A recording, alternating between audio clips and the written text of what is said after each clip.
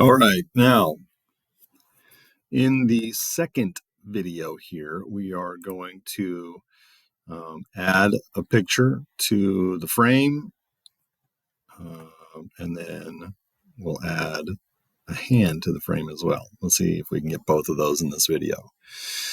So we need to go back to our classroom files. We are going to find this reach hand JPEG. We'll download this bad boy.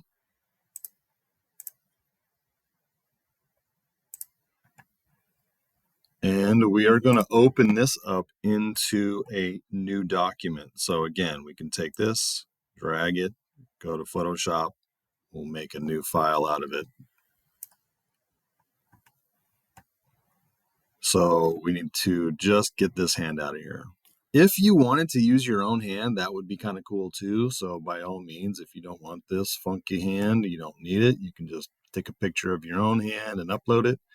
But we're using this hand.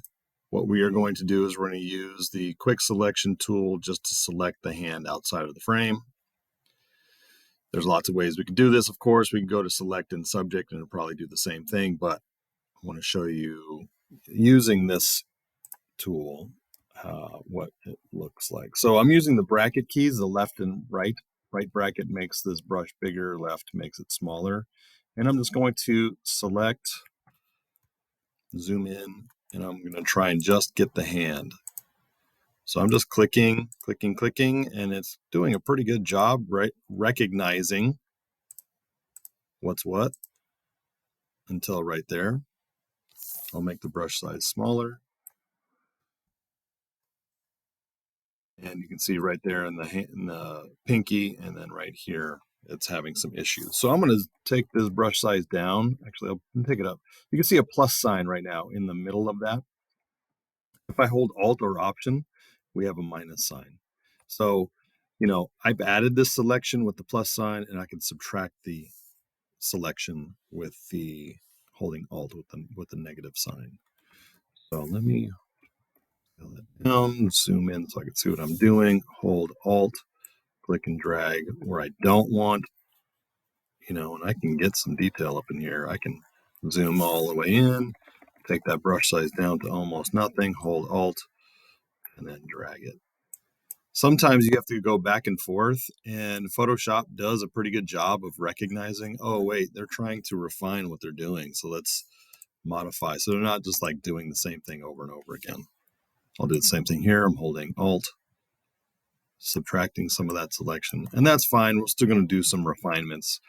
So while it's selected, you can see we have the select and mask. Let's go there. And let's change the view mode. Right now, it just has the background faded out a little bit, but I want to do it layer on white.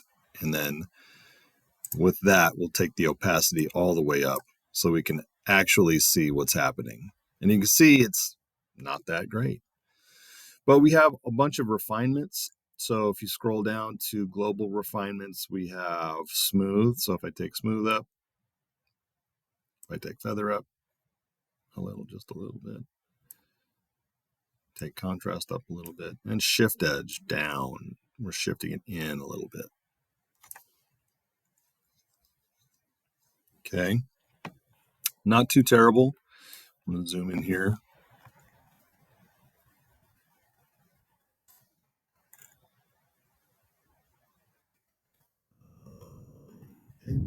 Zoom. Let's see here. So if I take this quick selection tool, let's see here, refine edge brush tool.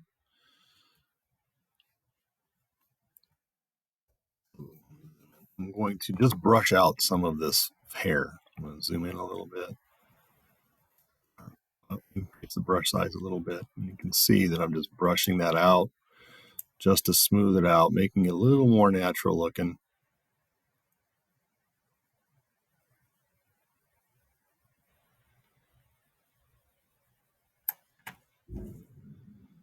And again, you have a plus and a minus sign. So if you go too far, you can just go back and fill it back in.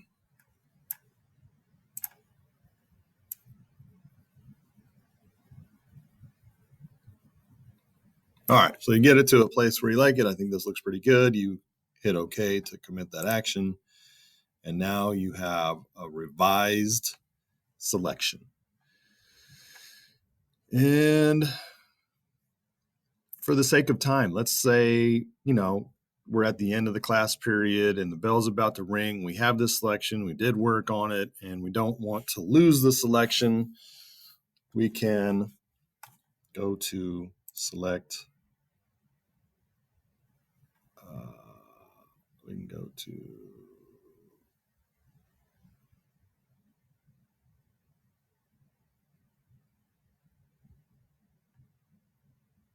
save. There it is. Oh my God, it's early. We can go to save selection, and then we can name it hand, and we can hit OK. So now that has saved it. So for instance, if I just delete that, because it's the end of the class period and we want to get back to it later, we'll open it back up. We'll go to select. We go to load selection. We'll find the hand. We'll hit OK. And bam, it's there. So save selection is actually a really handy tool for timing. Then we'll hit add layer mask. And we could drag this file now into our project 5 and land it in there. And it takes that layer and applies everything to it. So that's pretty cool. We'll just leave that here. We'll just hide it. And now what I want to do is we're going to bring in a photo to go inside here. So we'll go to File. Actually, we're going to go to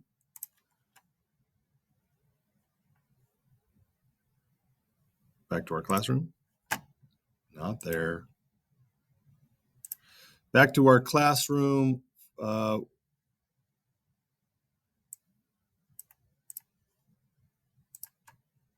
we're going to go to this Clouds 2. So let's download Clouds 2.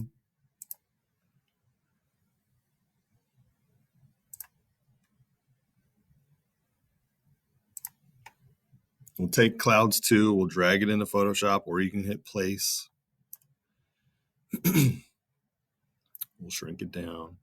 And what I want to do is we're going to place it over the frame, but these clouds are going to end up floating outside of the frame. So let's make the photo a little bit bigger. We'll enter to commit. If we want to see a little bit better, we can drop the opacity to see how far those clouds go outside of the frame. And I think that looks pretty good to me. I'll draw the opacity back up.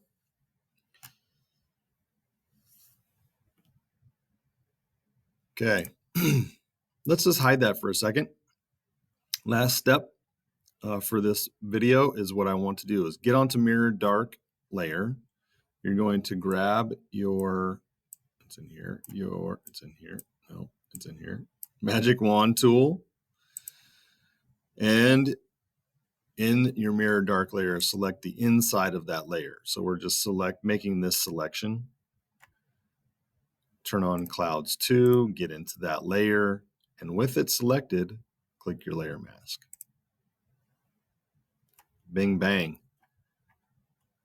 Okay, from here, we'll hit save, and we'll continue on the next video.